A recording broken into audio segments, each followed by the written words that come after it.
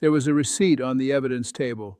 Millstone Market, Tuesday, May 14th, 2024, $68.14. Bananas, oatmeal, dish soap, cat food, ginger ale, and a pharmacy pickup stapled to the back. One corner was bent. Near the total there was a faint brown mark the clerk said was blood. I have signed orders with far larger numbers on them. That little receipt is the one I still think about. That is why I am telling you this case. I remember the room as clearly as I remember the paper. The sleeve around it caught the light every time someone moved. No one in that courtroom came there to talk about groceries. But by the end, that receipt said more than some witnesses did. Subscribe to this channel. I do not say that lightly. I say it because if you are still listening at this point, you are exactly the kind of person who should hear what comes next. Subscribe. Then I will keep going. The woman was Marlene Alvarez. She was 46 years old when she came into my courtroom, and the first thing I noticed was not the brace on her wrist. It was the way she carried a folder against her chest with both hands, as if she did not trust the table to hold it for her. She wore a green cardigan, though the room was warm. When the bailiff offered her water, she said thank you before she even reached for the cup. Later, when a pen rolled near her foot, she stopped it with the side of her shoe and nudged it back without asking anyone for help. I noticed that. I still do. She did not speak like someone trying to win. She spoke like someone trying not to lose herself while strangers discussed the worst afternoon she had had in years. Before testimony began, she asked if she could sit while waiting to be called because standing still made her knee lock. That was the first thing she said in my courtroom. The boy was Evan Mercer, 12 years old, navy blazer, white shirt, hair cut neatly enough that I doubted it had ever been his choice. When he sat at counsel table, he did not look at Marlene Alvarez.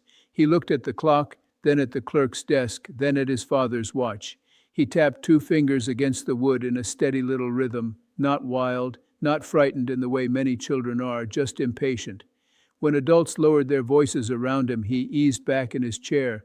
When the clerk read out the list of injuries, he picked lint from his cuff and rolled it into a ball with his thumb. His father, Daniel Mercer, had the look of a man used to being listened to before he finished a sentence. His mother, Claire Mercer, came in early every day and never once let her phone ring. Wealth does not always look careless. Very often it looks prepared. By the time the hearing started, I knew the file well enough that parts of it felt borrowed from memory. I had read the police report, the ambulance report, the store statement, the school letter, and the early motions. I had watched the city camera footage more than once. What happened, as I came to understand it from the bench, began at 4:18 in the afternoon on May 14, 2024, at the corner of Hawthorne Avenue and Cedar Street in Brookdale. Marlene Alvarez had just left Millstone Market carrying 2 grocery bags and a pharmacy pickup. She was walking toward the marked crosswalk on the north side of the intersection. Evan Mercer came down Cedar on a silver Specialized bicycle. He had been riding with another boy named Jasper Cole a short distance behind him. The bike lane was open. The video showed that clearly, but Evan Mercer left it, cut toward the sidewalk, and kept his speed on the downhill slope. Jasper Cole later said that as they turned the corner, Evan Mercer said, "Watch this." Jasper said it in the plain voice of a child, repeating something he wished he had not heard. He did not know, when he said it in my courtroom, how much weight those 2 words would carry.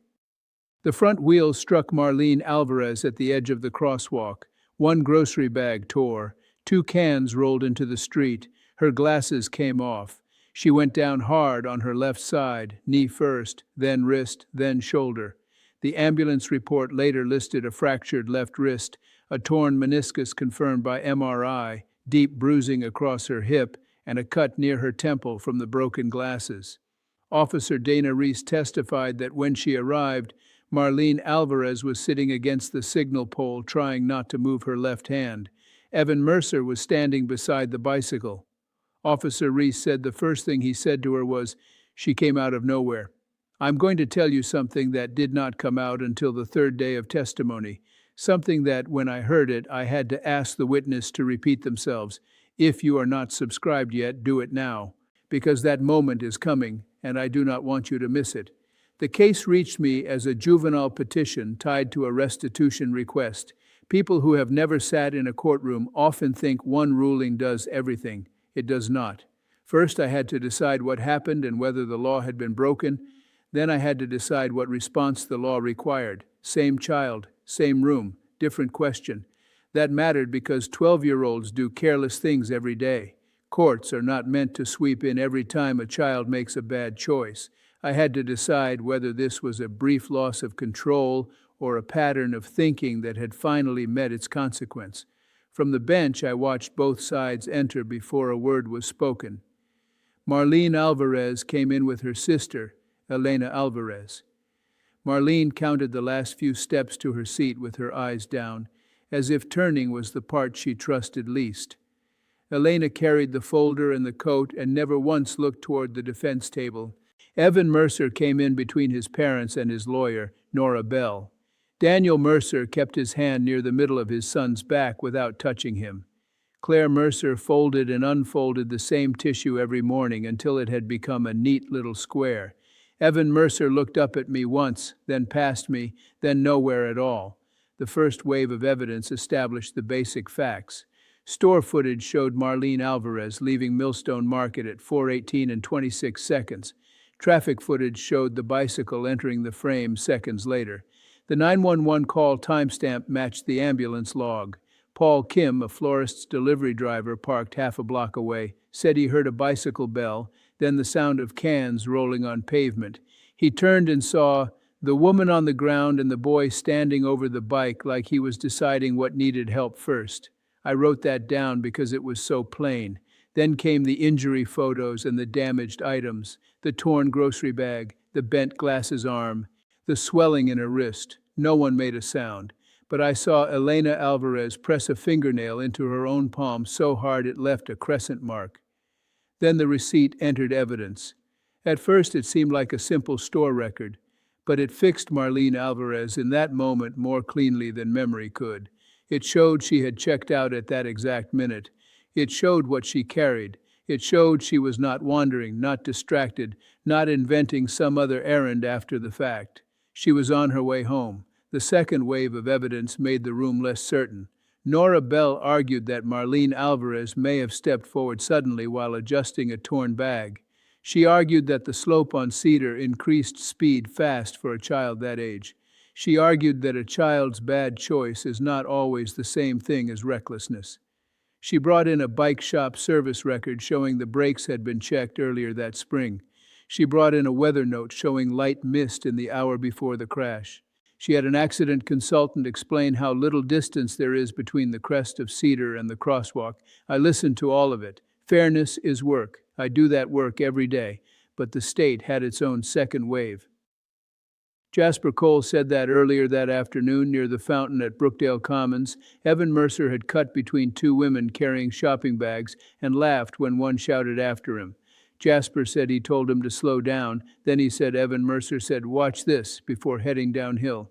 That sentence was not loud, it was not theatrical, it did not need to be. While Jasper spoke, Daniel Mercer removed his watch, placed it beside his phone, and rubbed the pale skin beneath it with his thumb. Small movements tell their own truth when people are trying not to show anything.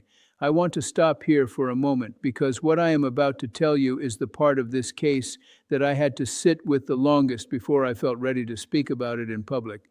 Subscribe before we go further, then take a breath, because this next part matters. The third wave began with Lena Ortiz, the cashier at Millstone Market. She was 22, soft-spoken, and plainly wished to be anywhere else.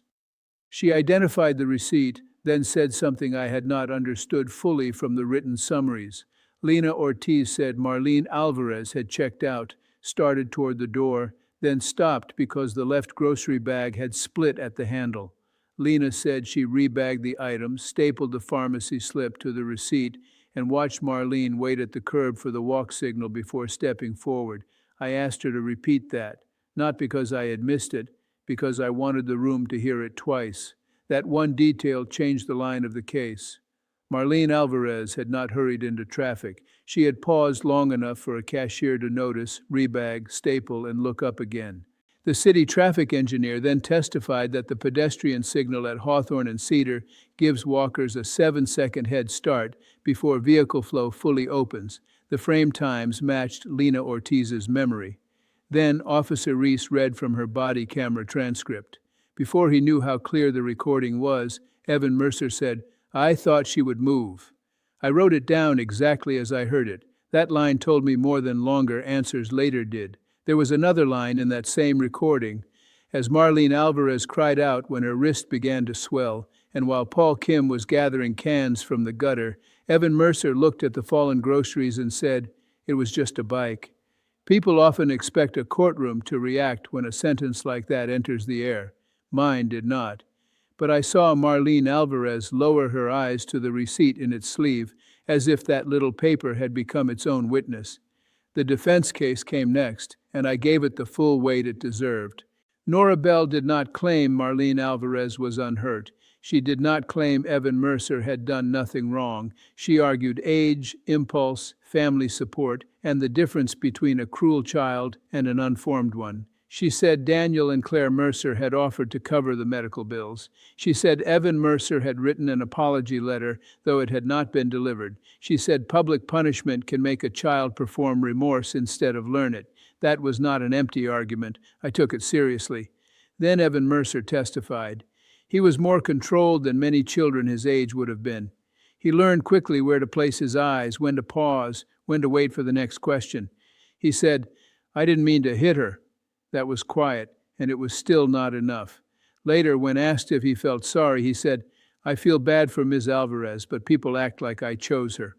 I wrote that down, not because it was cruel in some dramatic way, because it showed how little he understood the chain of choices that had already been made before the wheel touched her.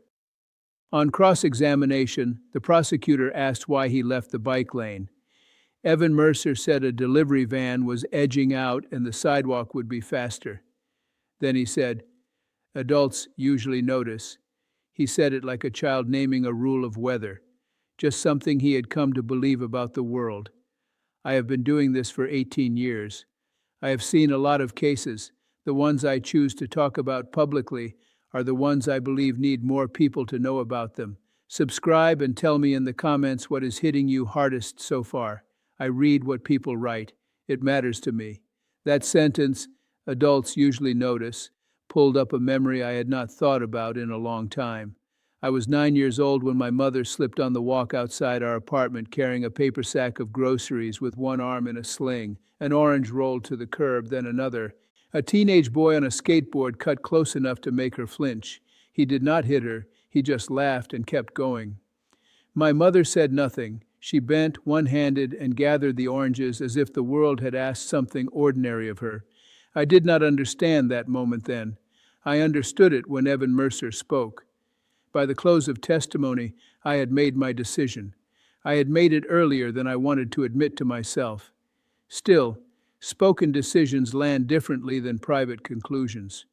Once said aloud, they belong to everyone in the room. When I returned with my ruling, the courtroom settled into that kind of stillness that is never total. A shoe shifts, a breath catches, a chair gives a small sound against the floor. Evan Mercer kept both hands under the table. Marlene Alvarez held her left wrist inside her right hand as if reminding herself where the pain still lived. I found the petition true on reckless endangerment and on the pedestrian right-of-way violation causing bodily injury. I said the evidence showed more than a single bad second. It showed speed chosen on a downhill block, a sidewalk used as a shortcut, an ignored warning, and a clear belief that someone on foot would yield her body to his convenience. The first reaction I noticed came from Daniel Mercer. He had started to reach toward his son's shoulder before I finished speaking. When he heard the word true, his hand stopped in the air and then slowly returned to the table. The verdict was not the hardest part of this case for me. The disposition was, because that is where I had to decide not just what was lawful, but what would reach him. Subscribe so you do not miss what I decided. I am getting to it now. I took 2 days before sentencing. I read the school letters again. I read the family submissions. I read the therapy proposal. I read Marlene Alvarez's victim statement 3 times because it was only 2 pages and every line carried weight. She wrote, "What stayed with me was not the fall. It was the look on his face like I was in his way. Courts deal in injury reports, invoices, and dates, but now and then a sentence arrives that names the deeper harm with terrible precision. When the disposition hearing began, I spoke slowly, not for effect, because if I rushed, it would sound like I was trying to get away from my own ruling. I said, 'Evan Mercer, I am ordering your parents, as your legal custodians, to pay $25,000 to the Brookdale Pedestrian Recovery Fund within 30 days. I am doing that because what happened here was not private bad luck. It happened in public space where other people walked to stores, buses, jobs, and home. Public harm requires a public answer.' Then I said, 'I am suspending your privilege to operate any bicycle, e-bike, scooter, skateboard, or golf cart on any public street, sidewalk, greenway, school path, or commercial walkway for 18 months. You may not use those devices outside direct adult supervision, even on private property during that period. I am also delaying your learner's permit eligibility by 12 months beyond the date the law would normally allow it. I am doing that because movement is not just freedom. It is duty.' Then I said, 'I am ordering 150 hours of community service to be completed over 12 months with St. Anne's Rehabilitation Hospital and the Brookdale Safe Streets program. These hours will include patient escort, wheelchair transport under staff supervision, crosswalk assistance during school release, and attendance at pedestrian safety workshops. I am doing that because care is a skill, and right now you need to learn it through repetition.' Then I said, 'I am also ordering a public act. Within 45 days, you will write a 2-page statement in your own words, not drafted by counsel and not polished by any adult, and you will read it aloud at St. Bartholomew Academy and again at the next Brookdale Safe Streets meeting. In that statement, you will describe what you did, what you assumed, what it cost Marlene Alvarez in pain, time, money, and fear, and what privilege means when your mistakes land on someone with less room to absorb them. I am doing that because apology kept private can turn into comfort.' Then I gave the last part. I said, 'And there is one more thing. I am ordering full restitution for all uninsured medical costs, physical therapy, replacement glasses, knee brace refitting, 4 months of grocery delivery, transportation to medical appointments, lost wages already documented, and the installation of a handrail at Ms. Alvarez's apartment steps if the property owner does not complete it within 10 days. I am doing that because the law should not make an injured person poorer in order to prove she was harmed.' That was the order, not triumph, not anger, just duty. Then I addressed Evan Mercer directly. I said, 'You hit a woman in a marked crosswalk at 4:18 in the afternoon because you believed your speed mattered more than her place in that space.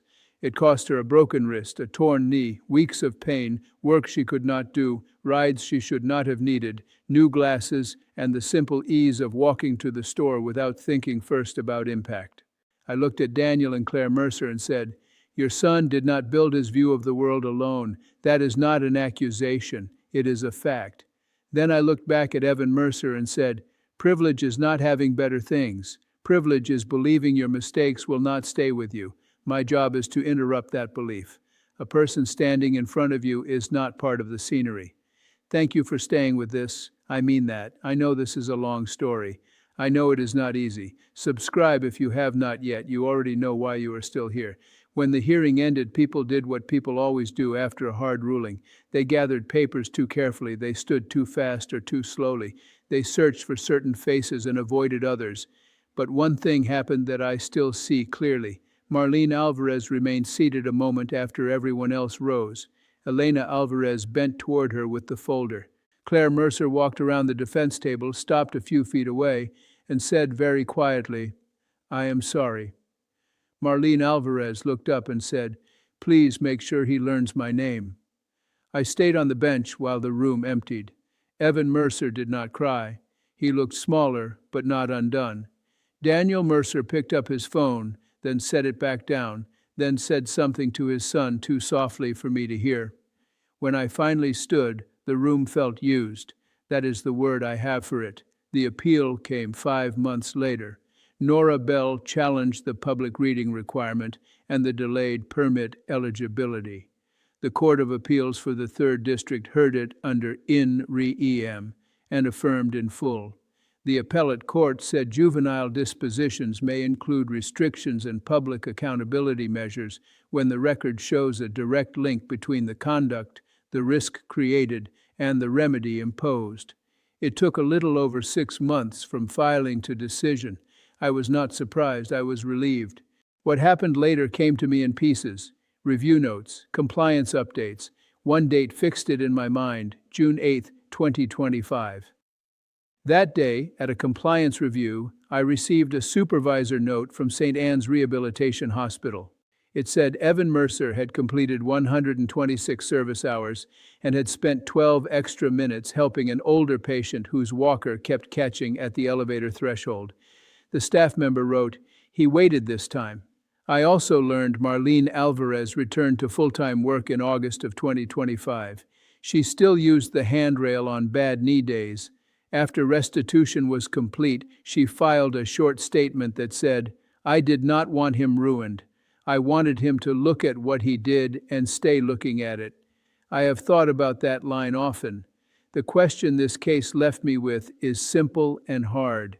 Can consequence be taught to a child whose life has been arranged so consequence rarely reaches him? I know what a court can do. It can slow a person down. It can remove privileges. It can move money. It can place a child in rooms he would never choose on his own. What it cannot do by itself is make another human being real to him. It can only force the pause in which that might finally happen. If you know the feeling Marlene Alvarez described, then you know it is not only pain, it is the insult tucked inside pain, the sense that someone looked at your body and treated it as the part that should give way first. If that is your history too, hear me clearly. You are not wrong to notice it. You are not wrong to name it. And if all you asked for was to be seen correctly after the fact, that was not a small request. If you are more like Evan Mercer, or if you love someone who is, I will give you the question I wanted to ask him but could not ask from the bench. When did you begin to believe the space ahead of you belonged to you by default? Here is one thing you can do. The next time you are moving faster than everyone around you, stop fully. Not almost. Fully. Look at one face. Wait until that person is past you before you go. Do it often enough and the world starts to return to its proper size. There are other cases I want to tell. This is not the only one that stayed with me. Subscribe and you will hear them when I am ready to speak. I told you at the beginning about the receipt. Millstone Market, $68.14. Bananas, oatmeal, dish soap, cat food, ginger ale, and a pharmacy slip stapled to the back. Bent corner, small brown mark near the total. That is why I told you this story. If you want to hear the others, and there are others, subscribe. That is all I am asking. Subscribe and stay. The comments are where people who care about the same things find each other.